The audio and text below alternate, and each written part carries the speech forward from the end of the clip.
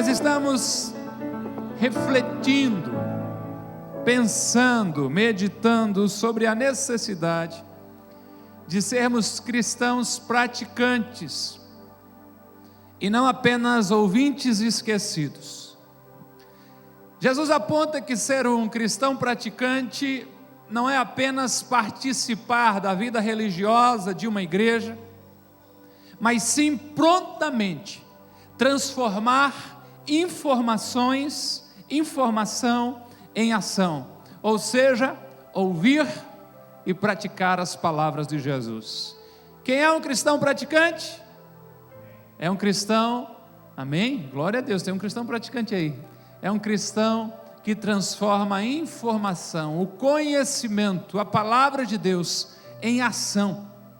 Não é apenas uma teoria, não é apenas um conhecimento a mais a ser adquirido, mas é algo que ele traz para o seu dia a dia.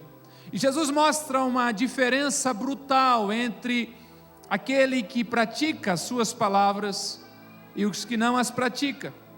E mostra-nos que fica mais evidente, ou fica aparente a diferença entre um e o outro quando vêm as dificuldades. Quem pratica as palavras de Jesus tem força para resistir às dificuldades e permanecer no caminho. Como Jesus disse que precisamos praticar as suas palavras, nós estamos refletindo sobre aquilo que ele falou. Porque ele disse que quem não as pratica edifica a sua casa sobre areia, ou seja, quando vem a dificuldade, ele não tem força para resistir. As palavras de Jesus, eu concordo com vocês que são fortes, são duras, e eu diria difíceis de praticar.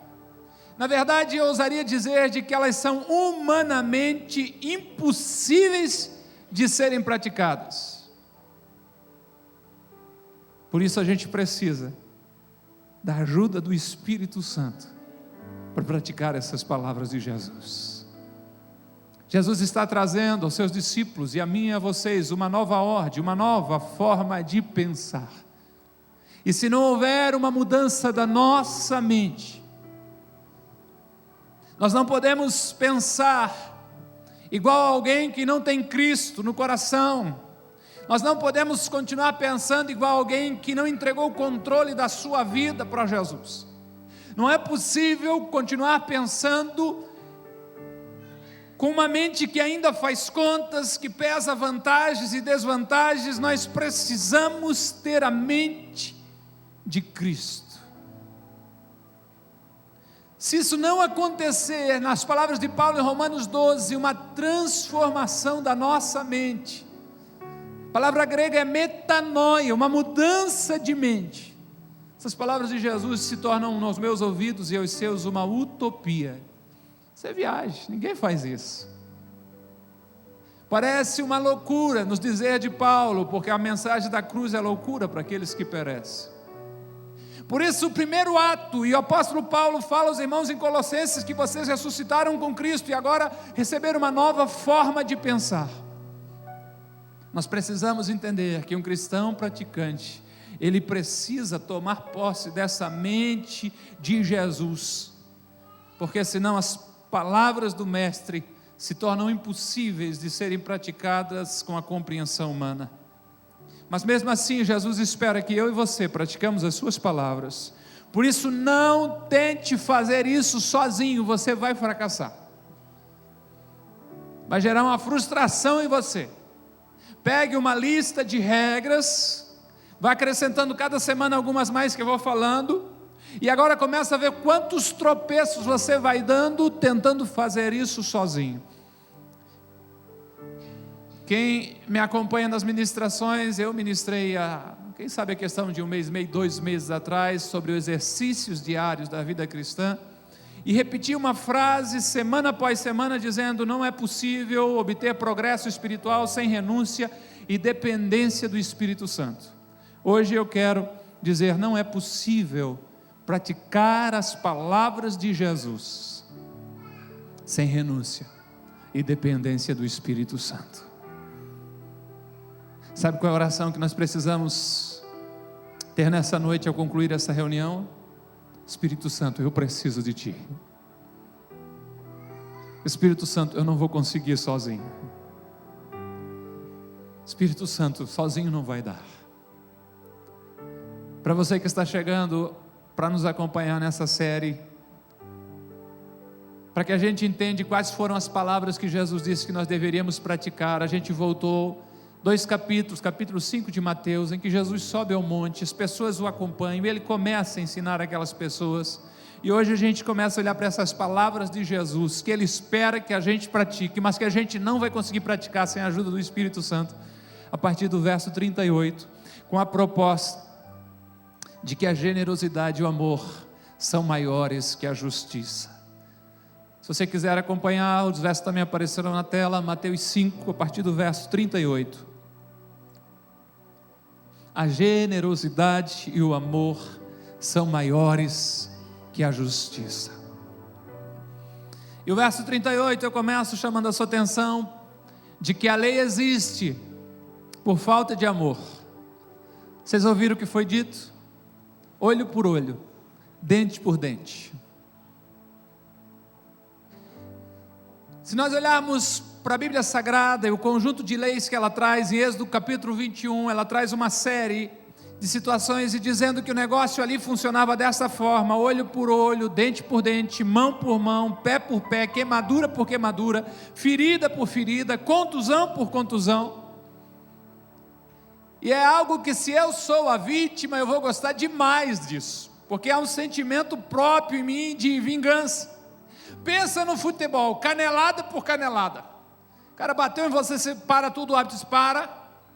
Aqui é a lei, olho por olho, dente por dente, volta cá. Como é que foi que ele bateu em ti? Assim, pode bater nele. Pá!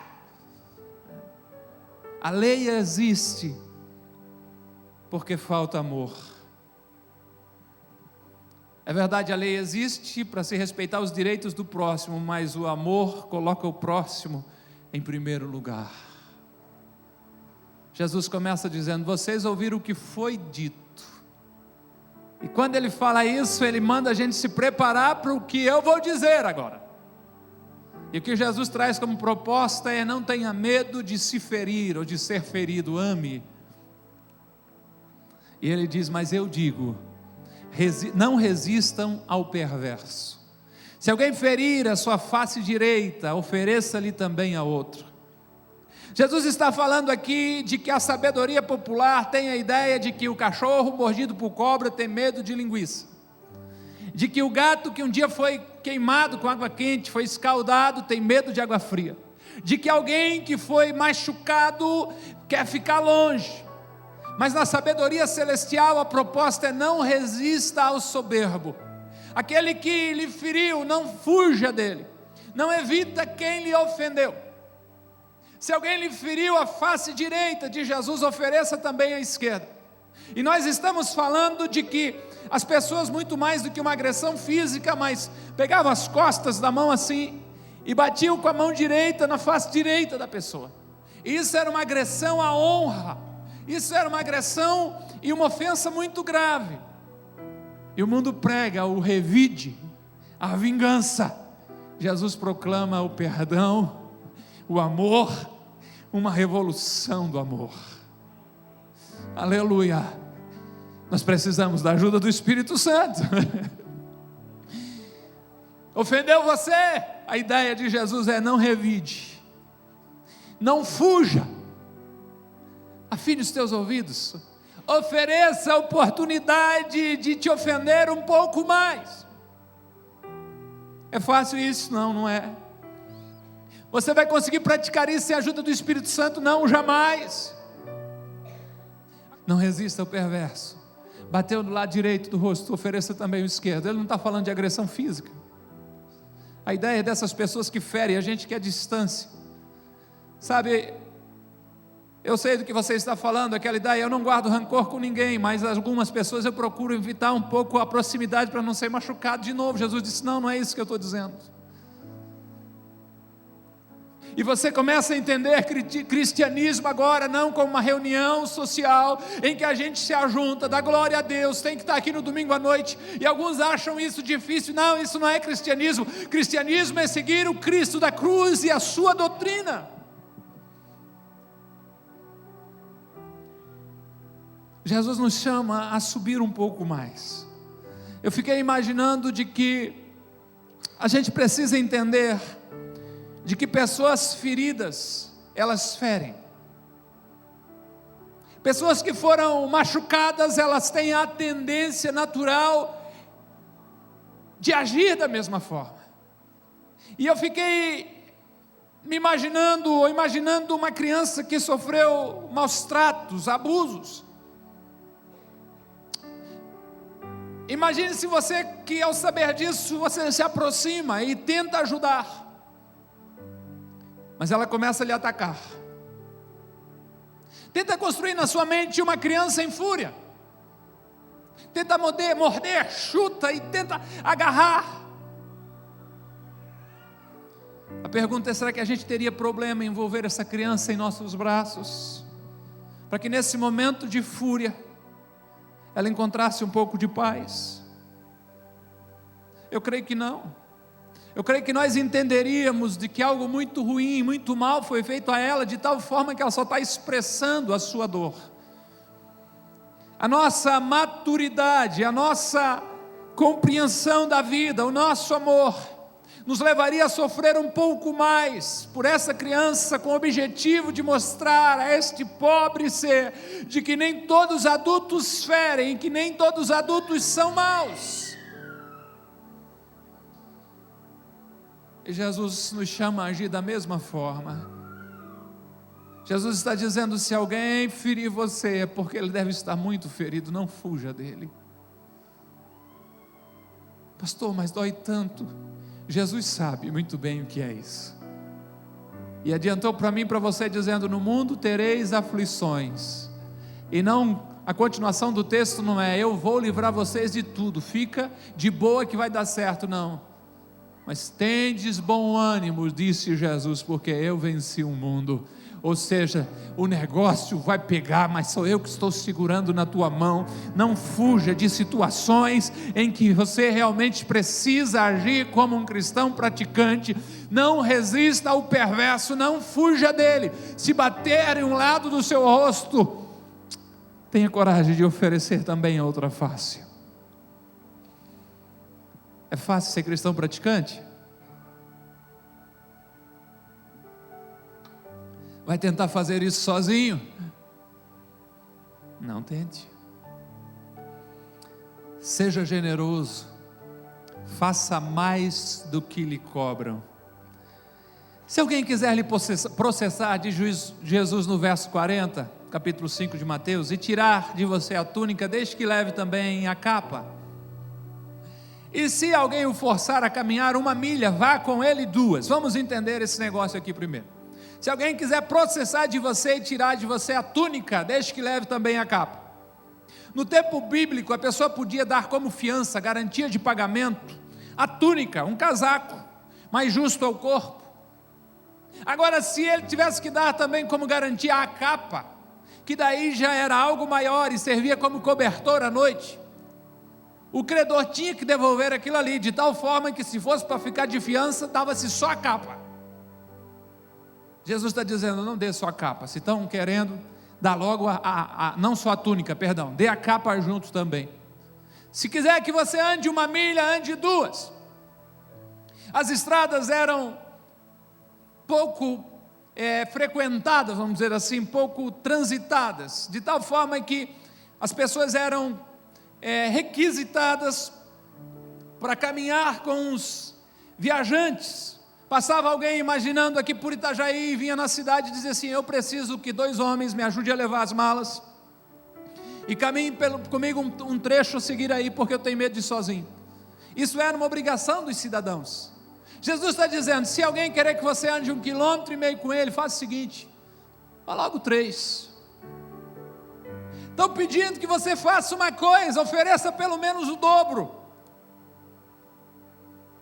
O egoísmo faz com que a gente faça o mínimo esforço possível,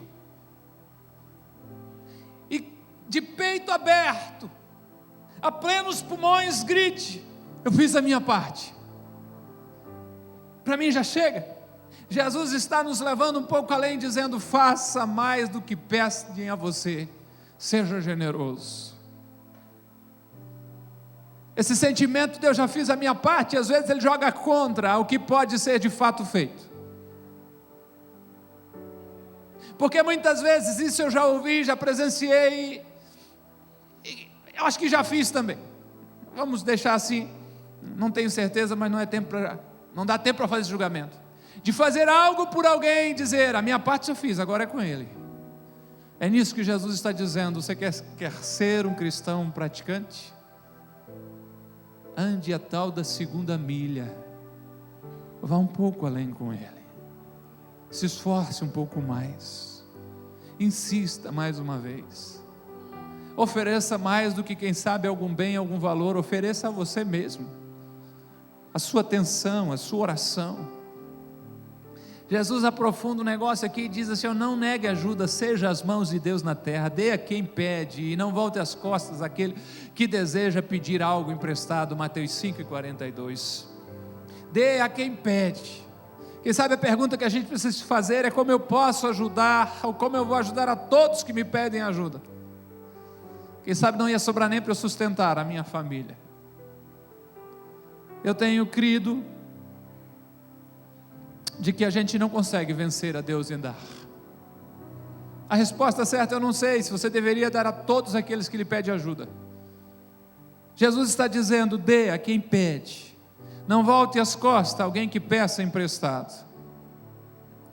Deus nos tem dado uma lição de generosidade, são palavras de Jesus. Provérbios vai nos trazer uma lição, capítulo 11, versos 24 e 25, que diz: a quem dá generosamente vê aumentar as suas riquezas. Outros retêm o que deveriam dar e caem em pobreza. O generoso prosperará, e quem dá alívio aos outros, alívio receberá. Jesus é um Deus doador.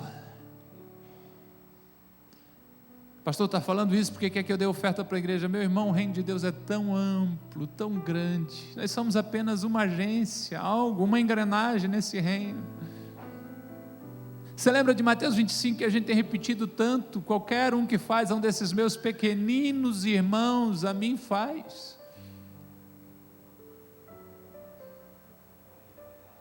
Há tanto para ser feito no mundo, e sabe por que não está sendo feito? Porque cristãos chamados para ser praticante têm sido consumidos pelo egoísmo. Quantos relógios você tem? Quantos sapatos você tem? Quantas camisas? E quantas calças? Quantas você consegue usar de uma vez só? Quantas cobertas você tem?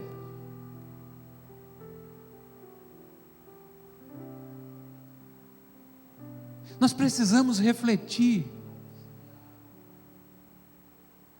Eu não estou imune a essa reflexão, estou pensando e creio que o Espírito Santo está provocando exatamente isso em mim, porque tudo que nós não podemos incorrer no erro é um dia de encontrar com Jesus e Ele dizer para nós: o que vocês fizeram não entendendo a minha mensagem e o que era me servir.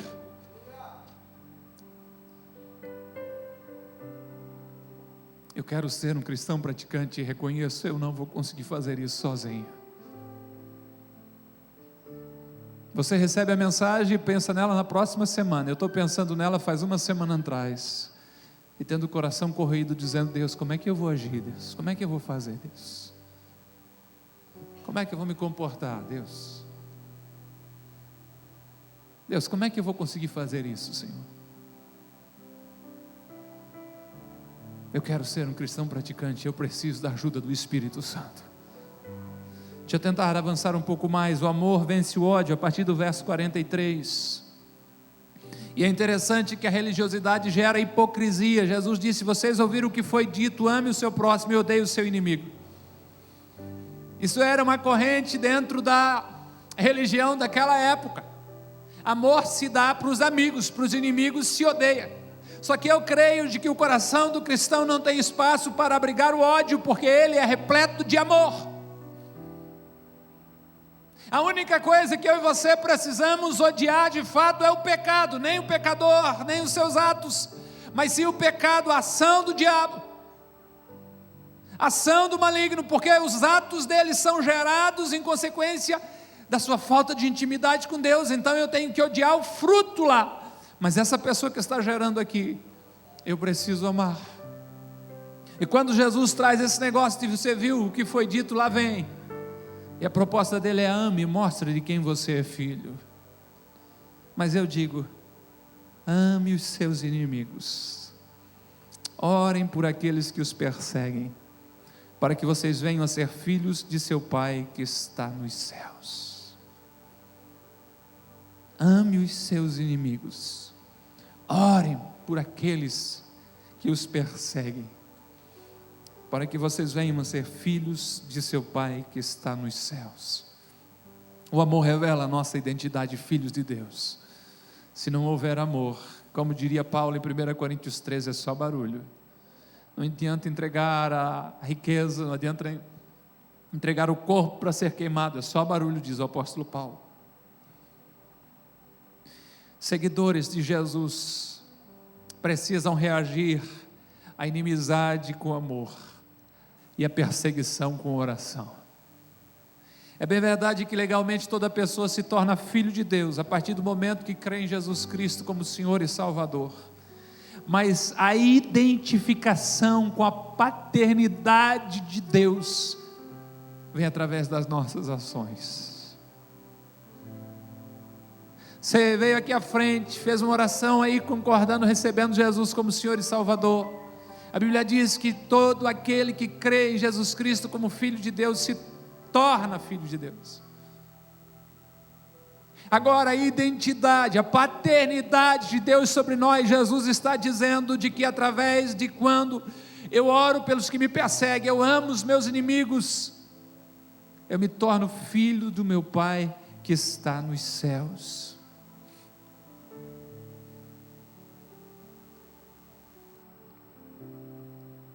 Nós temos orado pelas pessoas que nos fazem mal. Tenho, pastor, mas para o Senhor matar eles. Não é essa oração. Se consegue fazer isso, é possível que não. Nós precisamos do Espírito Santo, porque é isso que nós precisamos fazer. Você consegue amar alguém que lhe fez mal? Não, pastor, eu não consigo, mas você precisa fazer isso. Você precisa fazer isso para que você venha a ser filho do seu Pai que está nos céus. Porque Deus ama todos. A Bíblia diz na continuação do verso 45, porque Ele faz raiar o sol, o seu sol sobre maus e bons, e derruba a chuva sobre justos e injustos. O sol, a chuva, a terra, as plantas são prova de que o Criador ama a todos. O que diferencia as pessoas que não servem a Deus e as que servem é o amor daqueles que têm entregue a sua vida a Jesus Cristo, nosso Senhor. Faça mais do que sua obrigação, Jesus continua dizendo: se vocês amarem só os que os amam, que recompensa vocês receberão? Até os publicanos fazem isso. E se saudarem apenas os seus irmãos, o que estão fazendo, os que estarão fazendo demais? Até os pagãos fazem isso. Amar quem nos ama é uma obrigação, não existe recompensa. Qualquer um pode fazer isso. Jesus cita uma classe: publicanos, cobradores de impostos, odiados por todos, pessoal da Receita Federal da época, de hoje em dia são amados, em nome de Jesus, né? Saudar, desejando bênçãos apenas os irmãos da fé, é chover no molhado. Te abençoe, meu irmão, vai na paz, meu querido, Deus te abençoe. Qualquer um pode fazer isso. Jesus disse que até alguém que não tem fé pode saudar o outro, dizer palavras de bênção quando encontra um amigo, um conhecido. E nós precisamos entender que a saudação naquele contexto do povo oriental era mais do que um cumprimento, era um voto de bênção. A saudação era: paz seja com você. Jesus está nos lembrando: ame a todos, o amor é ação. Vá para o mercado, para as lojas, para os bancos, em todos os lugares, e abençoe a todos com a paz de Jesus. Com Jesus te abençoe. Que Cristo esteja contigo. Jesus diz: vocês, meus seguidores, devem abençoar, saudando as pessoas, mesmo aqueles que vocês não conhecem, que não fazem parte do círculo íntimo de vocês.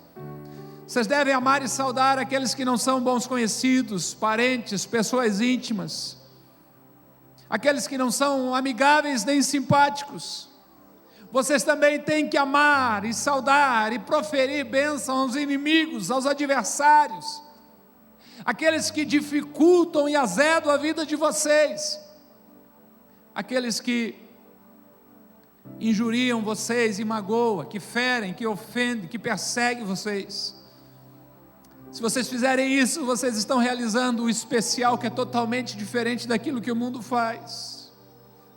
Quando vocês fizerem isso, vocês serão considerados filhos de Deus. É através desse agir que vocês realizam aquilo que o Pai Celestial de vocês também faz todos os dias. Ou seja, Ele traz a chuva e o sol sobre os bons e os maus, sobre os justos e injustos. As palavras de Jesus são uma inversão de todos os valores, são uma inversão ao caminho do ser humano, da imposição do eu. Jesus contrapõe tudo isso com o caminho de Deus, com a retaliação do amor, com a revolução do amor. O caminho do homem sem Deus é totalmente contrário ao caminho de Cristo e da cruz que Ele nos chama a seguir. É preciso vencer o mal com o bem, o ódio, o desejo de vingança, o egoísmo, a ira, a língua maldosa, o coração endurecido. Eles são dissolvidos, eles são amolecidos, eles são destruídos pelo amor. Nós precisamos começar uma revolução do bem, uma revolução do amor, simplesmente por ser seguidor de Jesus. A prática desse amor vai levar à perfeição. Jesus diz: portanto, sejam perfeitos, como perfeito é o Pai Celestial de vocês. Deus só quer isso de mim e de você, cristão praticante. Perfeição, a que nível? Ao nível e modelo de Jesus. É fácil? Não, é difícil. O Senhor espera isso de você? Espera. O céu está numa expectativa que você comece a agir dessa forma com a ajuda do Espírito Santo. Enquanto eu estava refletindo sobre tudo isso, eu me lembrei de um livro chamado Refúgio Secreto. Tentei comprar para colocar à sua disposição na livraria, ainda não encontrei, já é bem antigo. A história da Segunda Guerra Mundial, do homicídio em massa dos judeus, quase totalmente, procurando destruir os judeus, e de um pai e duas filhas holandesas que foram também levadas para um campo de concentração. E eu vou poupar o detalhe na expectativa que você consiga encontrar aí, porque a história é muito linda. Há um filme também para aqueles que ainda não se habituaram à leitura e às vezes preferem assistir. Mas o que eu gostaria de compartilhar com você, para ver o que Deus espera de mim e de você, e para ver o quanto é impossível isso sem Deus, é o ato final de toda a história. Quando a Corrie ten Boom, o livro todo é narrado por ela, saiu dos campos de concentrações, voltou para a sua terra, começou um trabalho de auxílio e ajuda num período pós-guerra. E de repente ela está em uma igreja palestrando, ministrando a palavra, dando testemunho da graça de Deus. E daí encontra esse relato que em rápidas palavras eu compartilho com você. Era uma igreja em Munique, quando ela vê o antigo oficial da SS, da guarda, que estivera de guarda diante do chuveiro, no centro de triagem, era o primeiro dos nossos algozes que eu reencontrava. Ela está vendo ele agora, depois que a guerra terminou. Repentinamente a recordação me assaltou. Senti-me de volta ali. A sala cheia de homens zombeteiros, um monte de roupa. Betsy, a irmã dela, com o rosto branco de dor. Ele dirigiu-se a mim na igreja, sorridentemente, para me cumprimentar quando a congregação já se dispersava. Muito obrigado por sua mensagem, Dona Corey, disse ele. E pensar como a senhora disse, ele, Jesus, pagou todos os meus pecados. Sua mão estendia-se em minha direção. A Corey falando isso, e eu, que falara tantas vezes sobre a necessidade do perdão, conservei a mão abaixada. Ao mesmo tempo que esses pensamentos queimavam em mim, percebi que o pecado que estava cometendo, Jesus Cristo tinha morrido por esse homem, poderia exigir mais. Senhor, orei, perdoa-me e ajude-o a perdoá-lo. Tentei sorrir, lutar para estender a mão, não conseguia. Não sentia nada, nem a menor centelha, a menor faísca de calor humano ou caridade. Orei de novo em silêncio. Jesus, não consigo perdoá-lo, dai-me o teu perdão. Logo que apertei a sua mão, um fato incrível aconteceu. Uma espécie de corrente elétrica pareceu passar de mim para ele, brotando do meu ombro e descendo pelo braço até ele, e do meu coração nasceu um amor tão grande por aquele homem que quase me sufocou. Foi assim que aprendi que não é em nosso perdão, nem em nossa justiça própria, que repousa a sorte do mundo, mas na do Senhor. Quando Ele nos ordena que amamos os nossos inimigos, Ele nos dá juntamente com essa ordem, o seu amor.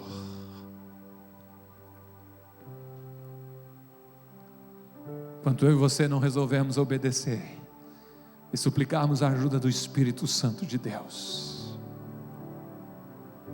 É difícil passar por essa vida sem ter arrumado uma encrenca com alguém e ter ferido o coração e se assustado com isso. Jesus quer sarar esse coração aí. E mais do que sarar, quer que você exponha ele de novo, a chance de ser ferido de novo, porque Deus tem mais amor para sarar outra vez se for preciso. Eu estou assustado e ao mesmo tempo empolgado.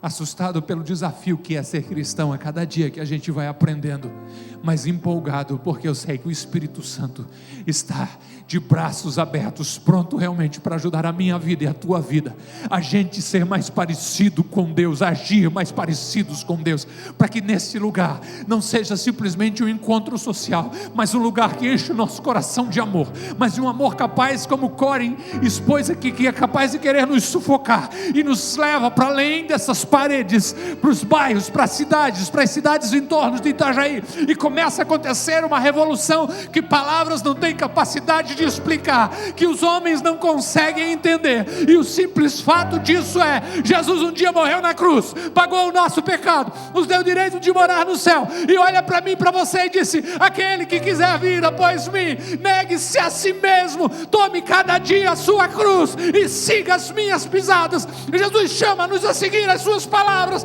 Eu sei que elas são duras, elas são difíceis, elas são contundentes, mas não são impossíveis de serem praticadas, porque Ele disse: eu não deixo vocês órfãos, o Espírito Santo vai estar com vocês, e o Espírito Santo ajudará você a cumprir as palavras de Jesus.